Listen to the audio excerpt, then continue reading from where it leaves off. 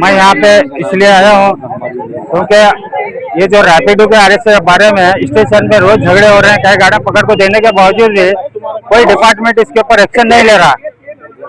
ये auto department भी लापरवाही बरत रहा है, पुलिस डिपार्टमेंट भी इसमें बहुत लापरवाही बरत रहे, क्योंकि कोई भी दिलचस्पी लेके काम नहीं कर रहे।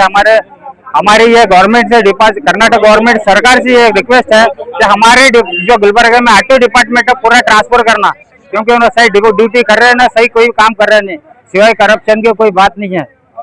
अब कितने बार देने के बाद भी आज तक कोई एक्शन नहीं लिया जा रहा है। हम गाड़ी खुद पकड़ को देने के बाद में हमारे ऊपर हमको फोन करके धमकियां दे रहे थे, उसके बावजूद भी कोई एक्शन नहीं ले रहा है। ऑटो डिपार्टमेंट कर रहा है कि है क्या नहीं है वो भी पता नहीं चल रहा। हम कर्नाटक सरकार से ये गुजारिश करते हैं कि ऐसे यहाँ के जितने भी ऑफिसर हैं सबको ट्रांसफर करके दूसरे लाए, तो जब भी जाके हमारा गुलबर्गा डेवलप होता है। नहीं तो वरना ऐसी पुकारते रहेंगे, हम ऐसी जाते रहेंगे, कितने भी कम पेपर देंगे लेके घर में रख के बैठ जाएंगे। अब 2 व्हीलर गाड़ी बंद होना साहब, 250 से 300 गाड़ी हम पकड़ के देखे हैं इनको, और इलेक्ट्रिकल ऑटो भी बंद होना, परमिट देना उनको। बस हो गया लोगों से। ये इनो जैसा करे तो हम पासिंग इंश्योरेंस करके मतलब क्या, फिर साल को 11,000 रुपये गवर्नमेंट को चुप दे रहे हम। ये 2 व्हीलर बाइक जो है ना, रैपिडो क्या है वो बंद होना है पूरा, बगैर परमिट ऑटो भी बंद होना पूरे तालुके बिल्लो का सभी। इनो नहीं करे तो उन्होंने कई ले इरते हैं, इनोज करने वाले ना पहले।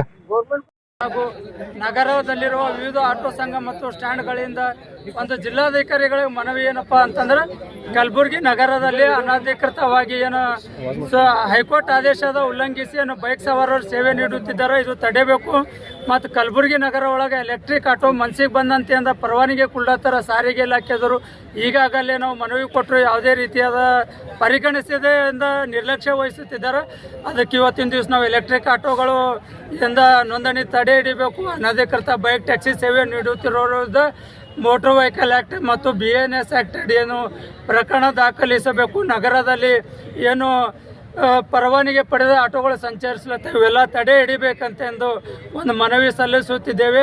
ಇವೆಲ್ಲ ಯಾಕಪ್ಪ ಅಂತಂದ್ರೆ, ಈಗಾಗಲೇ ಹೈಕೋರ್ಟ್ ಆದೇಶ ಏನದ, ವೈಟ್ ಬೋರ್ಡ್ ಮ್ಯಾಗ ಯಾವುದೇ ರೀತಿಯಾದ ಸಾರಿಗೆ ಸೇವೆ ನೀಡಬಾರದು. ಇನ್ ಕೇಸ್ ಏನಾರೇ ನೀಡಬೇಕಪ್ಪ ಅಂತಂದ್ರೆ ಮೋಟಾರ್ ವೆಹಿಕಲ್ ಆ್ಯಕ್ಟ್ ಪ್ರಕಾರ ಎಂದು ಅಗ್ರಿಕಲ್ಚರ್ ಸಂಸ್ಥೆ ಮುಖಾಂತರ ಬೈಕ್ ಸವಾರರು ಅವ್ರಿಗೆ ಮನಸ್ಸಿಗೆ ಬಂದಂತೆ ಸೇವೆ ನೀಡತ್ತಾರೆ. ಈಗಾಗಲೇ ನಾವು ಕೇಳಿದ್ರೆ ನಾವೇನು ಮಾಡಲಿವು, ನಮಗೇನು ಗೊತ್ತಿಲ್ಲ, ನೀವು ಏನೇ ಬೇಕಾದರೂ ಸಂಬಂಧಪಟ್ಟ ಇಲಾಖೆ ಕೇಳಂತ ಹೇಳ್ತಾರೆ. ನಾವು ಈಗಾಗಲೇ ಸಂಬಂಧಪಟ್ಟ ಇಲಾಖೆ, ಸಾರಿಗೆ ಇಲಾಖೆ ಆಗಿರ್ಬೋದು ಅಥವಾ ಪೊಲೀಸ್ ಇಲಾಖೆ ಆಗಿರ್ಬೋದು, ಜಿಲ್ಲಾಧಿಕಾರಿ ಆಗಿರ್ಬೋದು, ಇವರಿಗೇನದ ಒಂದು 6 ತಿಂಗಳಿಂದ ಮನವಿ ಪತ್ರ ಕೊಟ್ಟಿದ್ದೆವು. ಮತ್ತು ಇದನ್ನು ಹೊರತೆಯಿಂದ ಈಗಾಗಲೇ ಒಂದು 20 ದಿವಸದಿಂದ ಮನವಿ ಪತ್ರ ಕೊಟ್ಟಿದ್ದೆವು. ಅದಕ್ಕೆ ಯಾವುದೇ ರೀತಿಯಾದ ಕ್ರಮ ವಹಿಸಿಲ್ಲ ಮತ್ತು ನಿರ್ಲಕ್ಷ್ಯ ವಹಿಸ್ಯಾರ.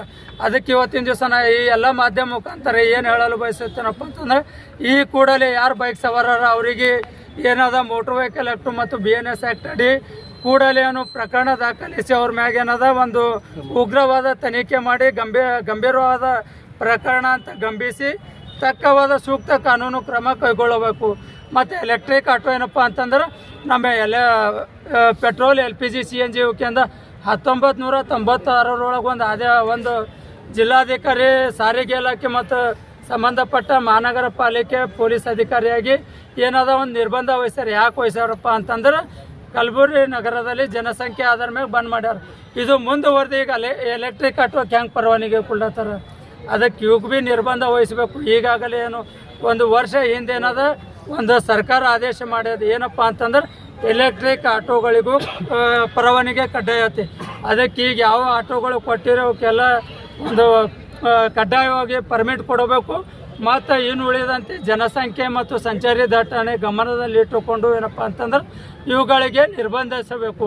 ಇಲ್ಲದಿದ್ದರೆ ಬರುವ 1 ತಾರೀಕು ದಿವಸ ನಾವು ಕಲಬುರಗಿ ನಗರದಲ್ಲಿರೋ ಎಲ್ಲ ಆಟೋ ಬಂದ್ ಮಾಡಿ ಒಂದು ಜಿಲ್ಲಾಧಿಕಾರಿ ಕಚೇರಿ ಒಳಗೆ ಹಚ್ಚಬೇಕಂತ ಈ ಮೂಲಕ ಎಚ್ಚರಿಕೆ ನೀಡುತ್ತಿದ್ದೇನೆ. ಲಕ್ಷ್ಮೀಕಾಂತ್ ಆರ್ ಮಾಲಿ ಪಟೇಲ್, ಅಧ್ಯಕ್ಷರು, ಕಲ್ಯಾಣ ಕರ್ನಾಟಕ ಆಟೋ ಚಾಲಕರು.